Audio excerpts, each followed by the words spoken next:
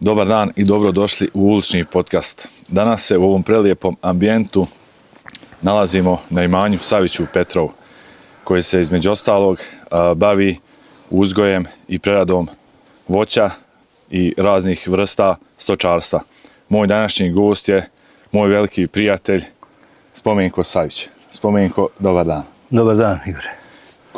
Da napravimo mali uvod za naše gledalce. Ko je Spomenko Savić i odakle nam dolazi?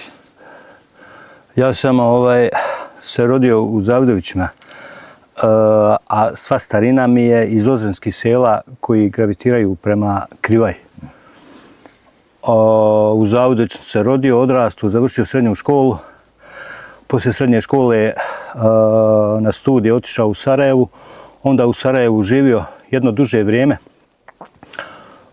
Oženio se u Sarajevu i onda sam ponovo došao u Zavidović, gdje sam nastavio da živim i radim sve do ovog našeg belaja, do ovog rata koji se desio 90. godina. Posle rata odlaziš u Beograd? Da, poslije rata zajedno sa kompletnom familijom idemo u Srbiju. Kad izbjeglice krenu negdje i moraju da bježe od svog i sa svog, onda im se najlakše snaći u što većem gradu.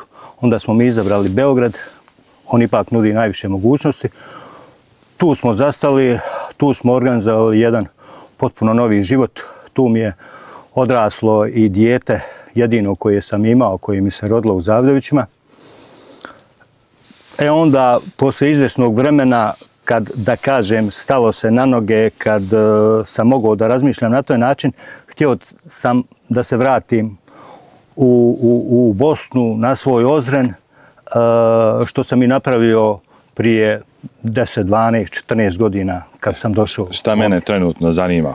Zanima me taj trenutak i ta ideja kad ti odlučuješ i kažeš idem, i hrabrost na kraju krajeva da se pokrene jedno seosko domaćinstvo praktično ne iz čega.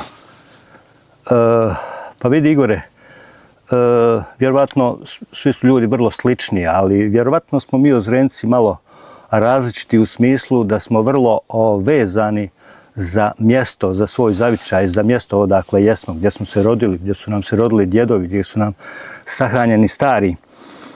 I to je nešto što čovjek osjeti tek kad ode daleko od tog svog zavičaja. Sa rodne grude. Tako je. I čim smo smogli snage da možemo da razmišljamo o nekom povratku, a obzirom da su sela iz kojih mi jesmo, u kojim smo imali zemlju i moji očevi, djedovi, naši i očevi, i djedovi, i pradjedovi stotinama godina gdje su živjeli, pošto tu nismo mogli da se vratimo, jednostavno to je ostalo mimo Republike Srpske i to je devastirano i tu je povratak bio kao malo nemoguć. Onda sam riješio da sakupim sve to sredstava što imam, da kupim negdje nešto i normalno da to bude Ozren. Zašto Brezici? Sad što Brezici? Moji stari su uvijek imali voće, imali sitnu stoku i uvijek su radili rakiju.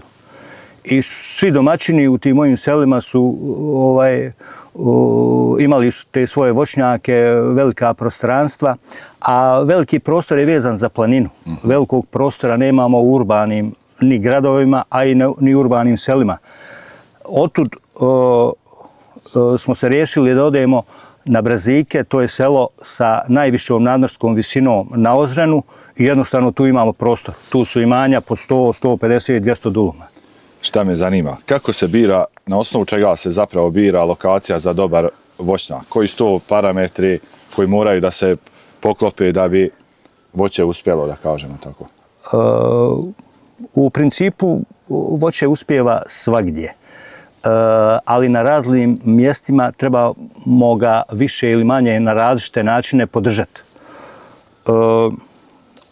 Globalni neki, a mi to imamo u genima, mi to Ozrenci znamo, globalni neki uslovi su da imamo relativno dobru zemlju, da imamo osunčanost, da imamo prilaz ajde da kažem, ne samo pješke, da imamo prilaz traktorom, da su padine blago zatalesane, da je ta zemlja okrenuta jugozapadu, tad otprilike voće daje najbolje rezultate. A kažem, može bilo gdje, ali uz neki tretman dodatni da oplemenimo to zemljište i tako. Koju kulturu što se tiče voća imaš ti na svom imanju u Brezicima? Ja na Brezicima imam jedno veliko imanje, znači dosta prostrano, kao što su sva gore. I ja sam od starta znao da ću se baviti voćarstvom, odnosno šljivom. Jer mi kažemo sve su rakije dobre, ali kraljica rakija je šljivovica. Barem mi tako smatramo i mislim da smo u pravu.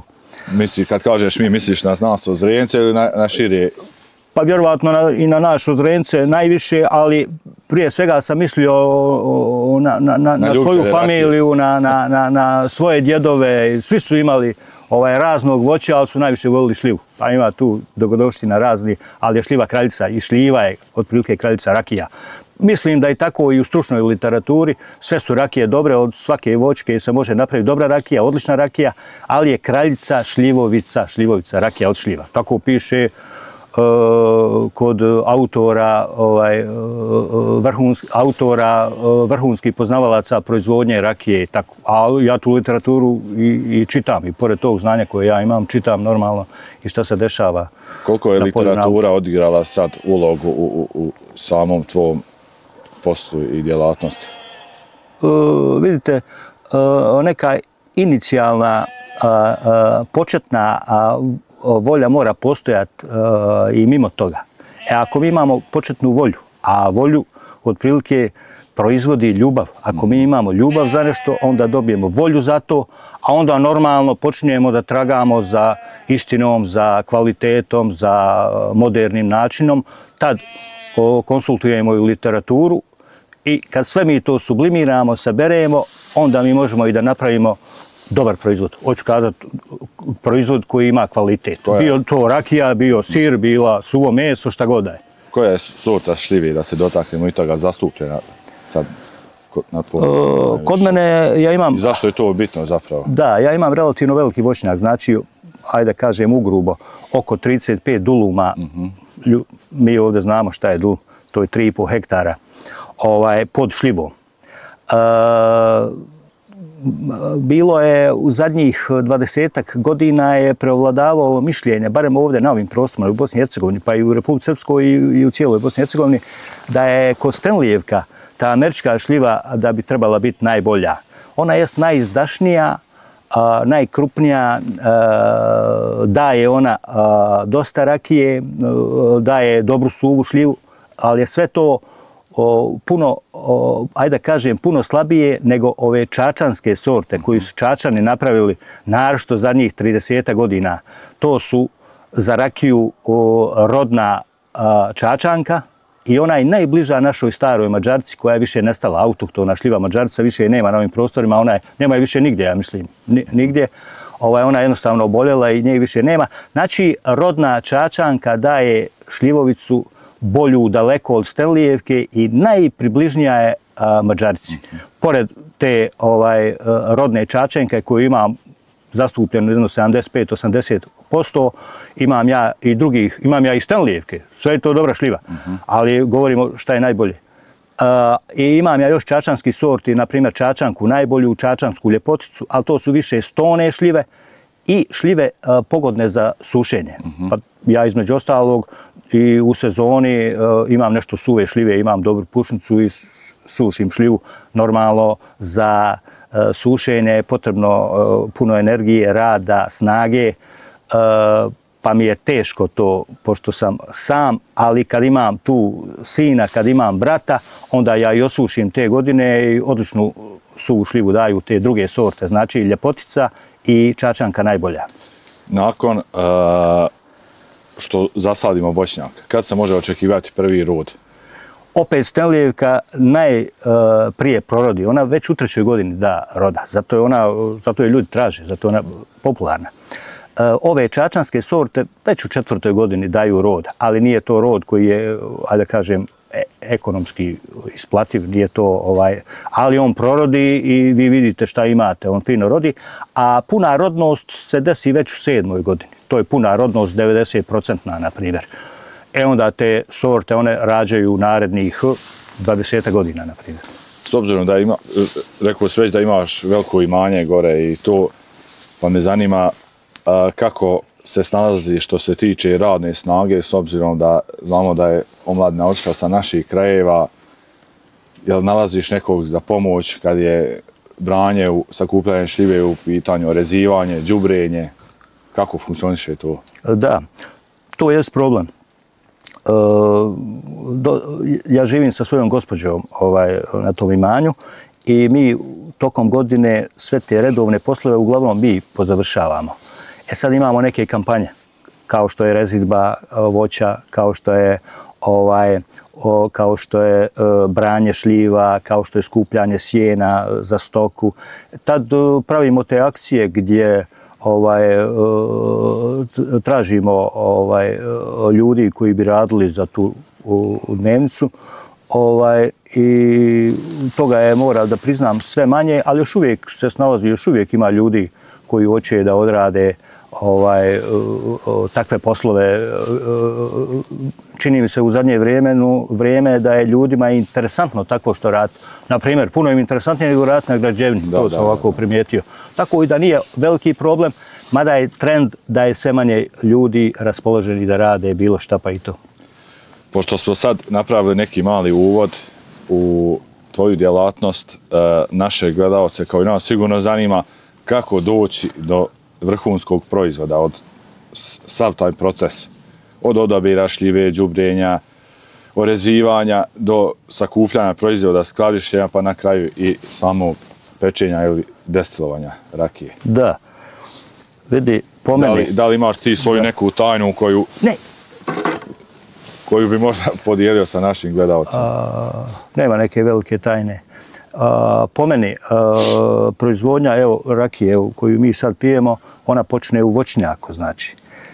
Šta sam ja primijetio, trebao bi čovjek da ima svoj voćnjak za početak, da bi počeo paziti na to voće kako treba. Da mi ne kupujemo to voće ovdje, ondje, gdje nam se, narodno rečeno, uvali svašta i onda od svašta ne može biti dobra rakija. Kao i za bilo koji proizvod. Znači, počnemo da to pratimo od cvata, od sazrevanja ploda, od branja.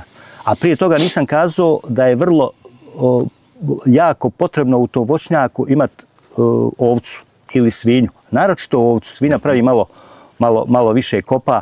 Ovca je vrlo poželjna. Onda izgubite potrebu da tu kosite, da taj korov obara kvalitet tog ploda.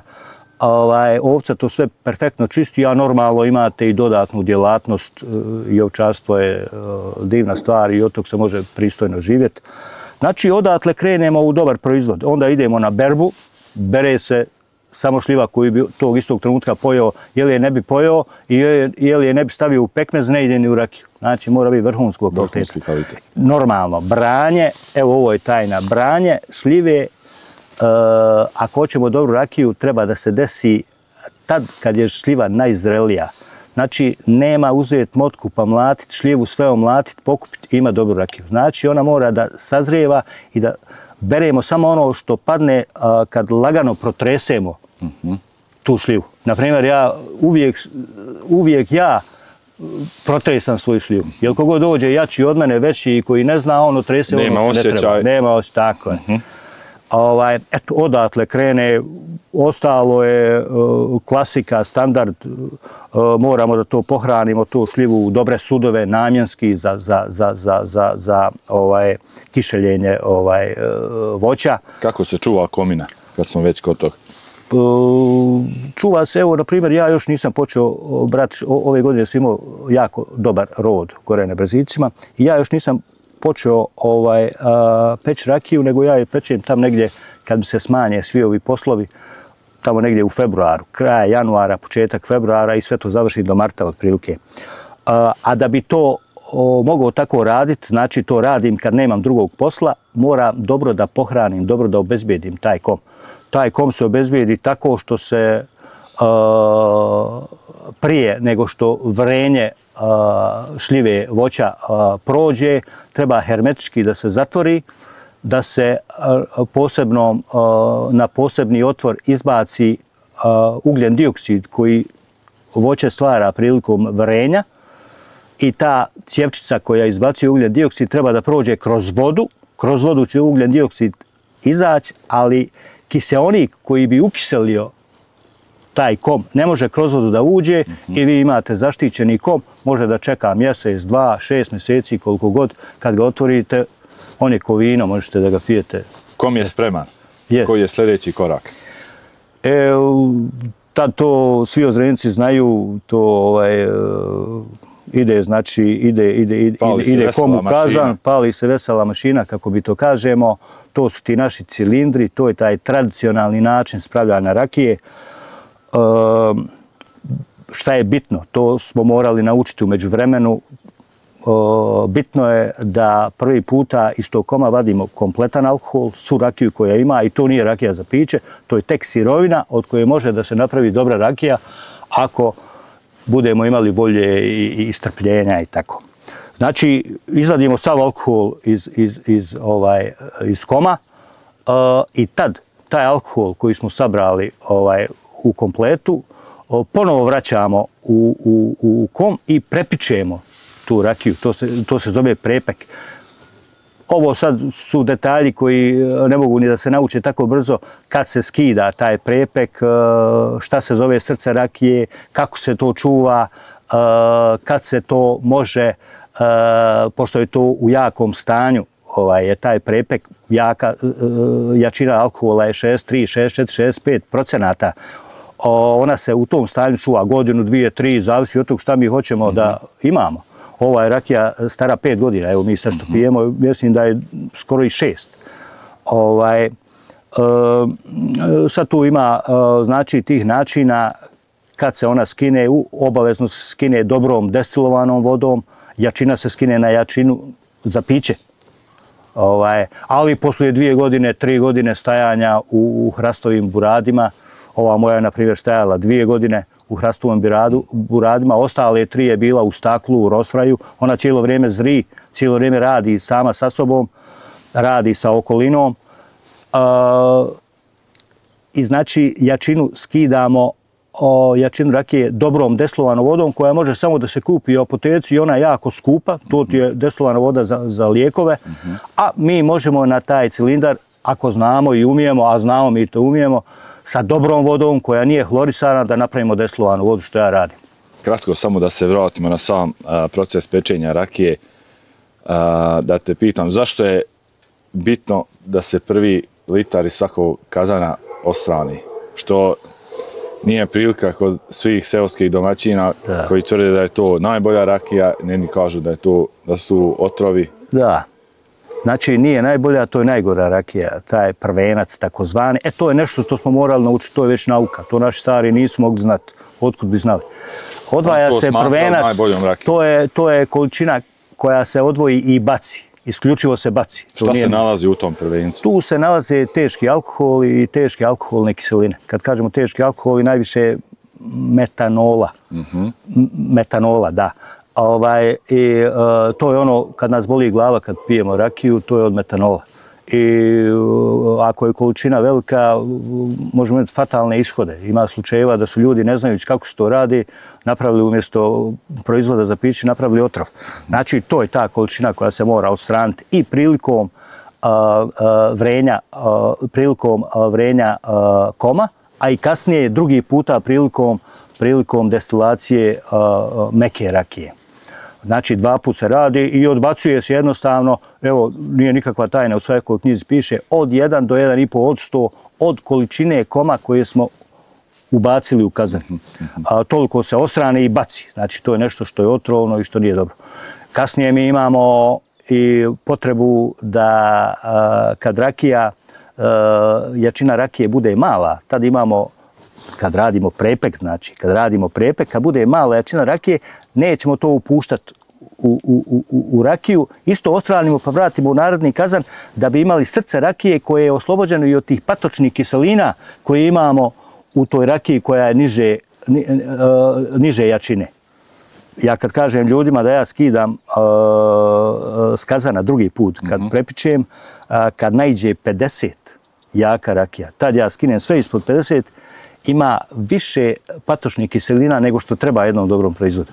A do 50, pa do 47, 8 patočnih kiselina će ući tamo toliko da poboljša te, kako u teoriji kažu, organoleptičke osobine rakije.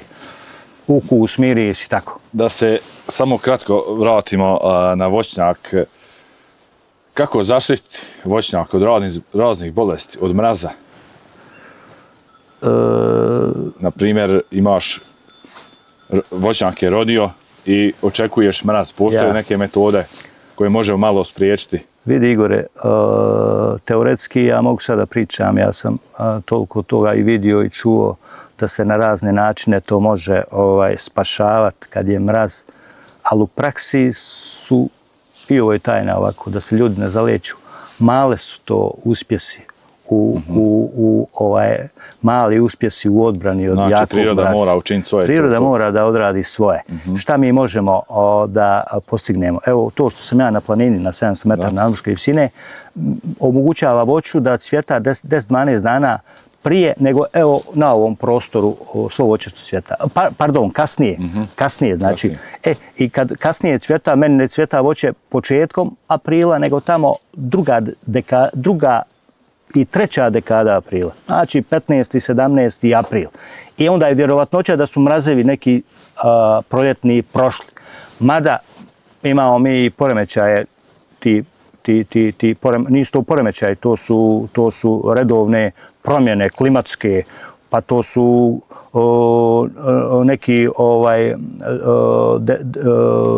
neki, kako da se izrazim, periodi dugi 10, 20, 30 godina, kao što su bili do sad sušni periodi, i mi toga imamo 15-20 godina. Mi 15-20 godina imamo sušu.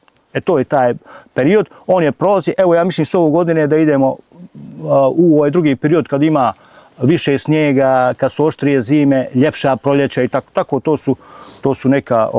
to su neka kretanja na koja opet mi nemamo veliki utjecaj. Mada u teoriji, kažem, ima razni načina za spašavanje od mraza, pa neki ljudi kažu možemo da stavimo mreže, guste plastične mreže koje ne daju mrazu, ali šta kad nam padne pola metra snijega na tu mrežu, na primjer? Izlomi sve. Tako je.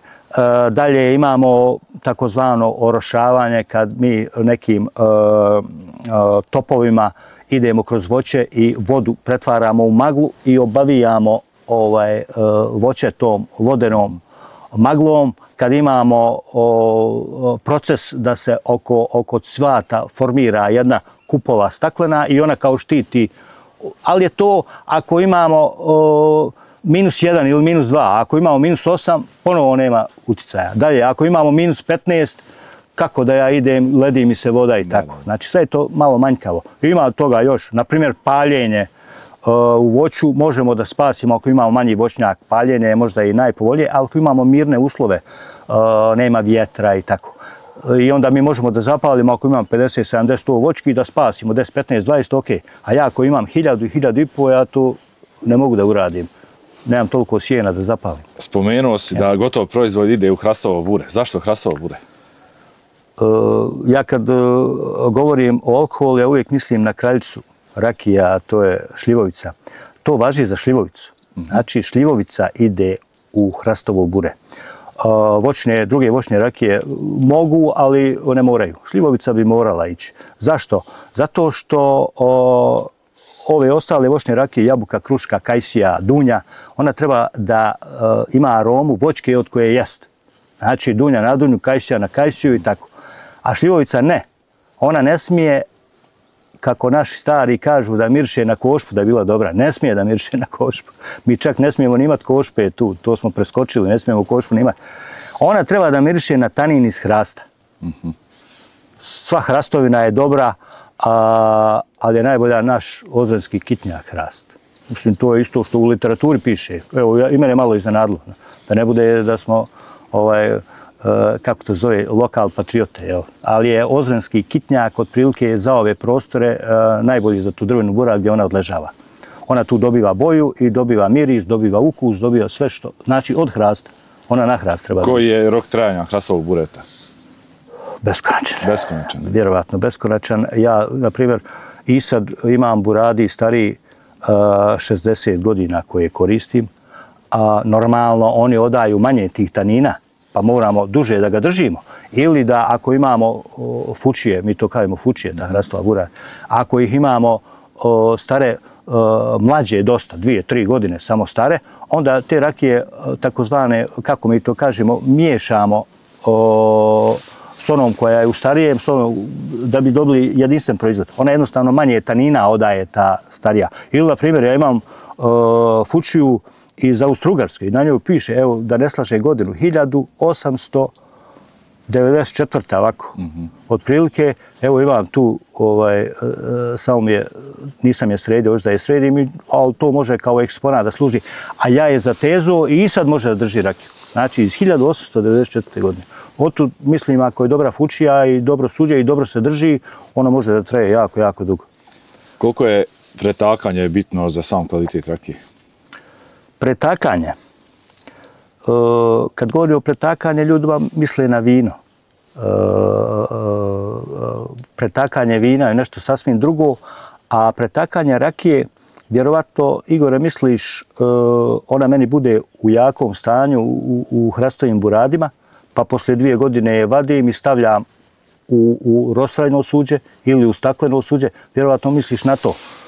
Jednom prilikom smo nešto pričali, pa si spomenuo da pretačeš rakiju da bi ona uzela kisik iz vazduha.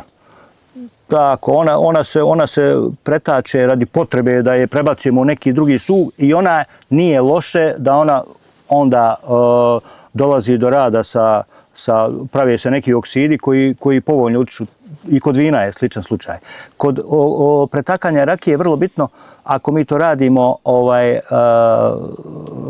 na taj tradicionalan način, da to cjevčicama pretačemo, znači bez pumpi i tako, da taj dio koji je na dnu uvijek ostavimo pa ga duplo, troduplo procijedimo, zato što on zasićen, najzasićeniji tim gustim tvarima.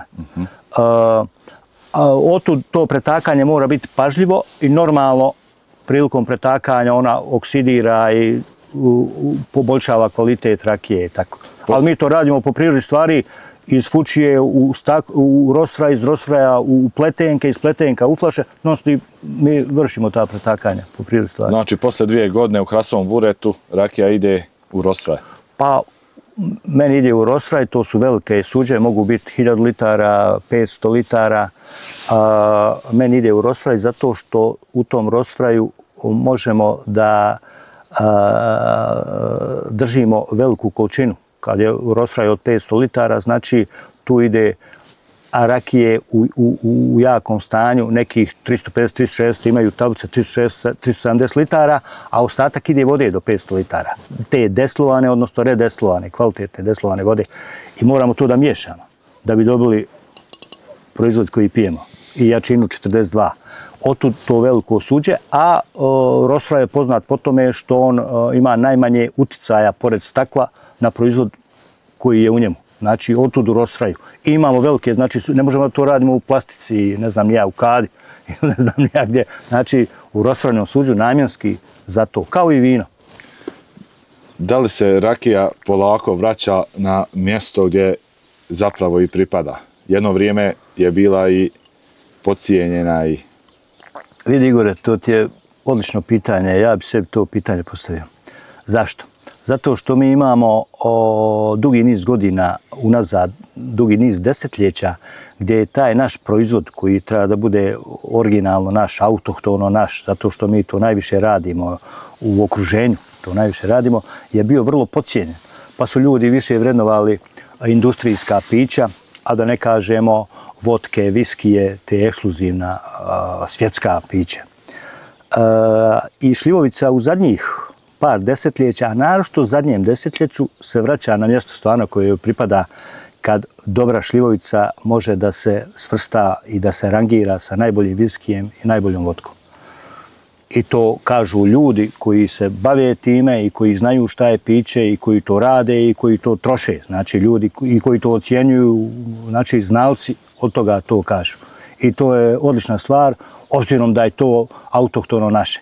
I jednostavno mi treba da podržimo jedan takav slijed stvari. Tokom zime si na imanju u Petrovu, preko ljeta si na imanju u Brezicima na Ozrenu. Da li Ozren i Brezici imaju potencijal za seoski turizam i jesi išta razmišljao u tom pravcu? Da, ja sam i došao prvenstveno na Brezike, znači na planinu sam došao, objašnjavao sam zašto imamo prostor, imamo širinu, možemo da se bavi ovim onim, ali kasnije je potreba bila da imamo jedno imanje niže, blizu urbanih mjesta, da možemo da zimujemo tu, da možemo stoku da svežemo. I onda sam došao, i mi smo to napravili u međuvremenu, evo sad smo na tom donjem imanju, a od marta do Mitrovdana u novembru smo na gornjem imanju na Brezicima. Htio sam kazat, i onda sam ja primijetio da sam se ja vratio načinu života naših Ozrenaca od prije 100-150 godina, a tim načinom života se i sad bave u Visokoj Hercegovini, u Crnoj Gori, jednostavno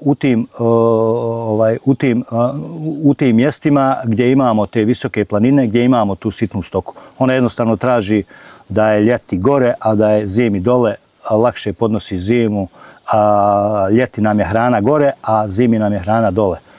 Vrlo prosto. A izvini, pitao si me za te Brezike, da li imaju potencijal za seoski turizam? Da, to sam htio. Pogotovo mislim tvoje imanje s obzirom da... Jeste, vidi, planina uvijek ima potencijal za neki vid turizma. Visoka planina za visoki planinski turizam, a manje planine kao što je naš Ozren na taj seoski planinski turizam. I ja sam svjedok da kad sam došao na Brezike, ja sam bio, ajde da skratim, ja sam došao prvi, a sad ima gore 40 ljudi sa započetim vikendicama i sa kupljenim placovima i tako. A nije neki period prošao, ajde da kajem, neki 10, 12, 13 godina, između ostalog, se desila ova velika promjena na Brezicima. Zašto? Brezici stvarno imaju potencijala da budu jedno, ne možemo reći o visokom turizmu pričat, ali o nekom seoskom vidu turizma, seoskom vidu usluge, na kraju krajeva gdje mi koji nešto proizvodimo u tom selu, možemo da prodamo to ljudima koji gore dolazi. Jer mi više nemamo vremena da silazimo negdje u gradove, u Gračanicu, u Banović, u Zavdović da prodamo. Nemamo i vremena, mi radimo gore, a nama ko dođe, on je kupac tog nečeg što mi proizvodimo. Kakva je putna komunikacija Brezika i Ozrena sa Petrovom kao malo većim mjestom? Da. I da li je to veoma važno za seoski turizam? Jest, vidi, Brezici pripadaju Dobojskoj opštini, u Dobojskoj opštini, ali nama Doboj je puno dalje nego Petrovo. I mi smo više oslonjeni na Petrovo. I od Petrova do Brezika ima nekih 17-18 km, što kažu u onoj seriji kaljavog makadamskog puta. Taj put makadamski, šumski, on može da se, neki ljudi vole čak njim da dođu. To su ovi ljudi koji voze četvrtočkaše, džipove, koji planinare, koji voze te planinske bicikle, šetaju i tako. Ali ako govorimo o višem stupnju te usluge i te djelatnosti, te turističke djelatnosti, mora put da se radi, normalno. Bez puta je nemoguće. Jer mi imamo trenutno jedan određeni broj ljudi koji dolaze, a da bi to povećali 10 puta, 20 puta, prvo je da napravimo put. Put i reklama, promocija. Onda ide normalno i marketing i promocija i bez toga nema visoko razvijenog proizvoda i nemamo ni cijenu tog proizvoda. Znači, ali je to sve što slijedi. Znači, najvažnije, najozbiljnije i prvi korak je da napravimo proizvod. Kad napravimo proizvod, onda imamo i šta da reklamiramo, onda imamo šta da prodamo, onda će nam ljudi doći, onda od tog možemo da pravimo jednu kompletnu priču. Ko kupuje rakiju na imanju Savića?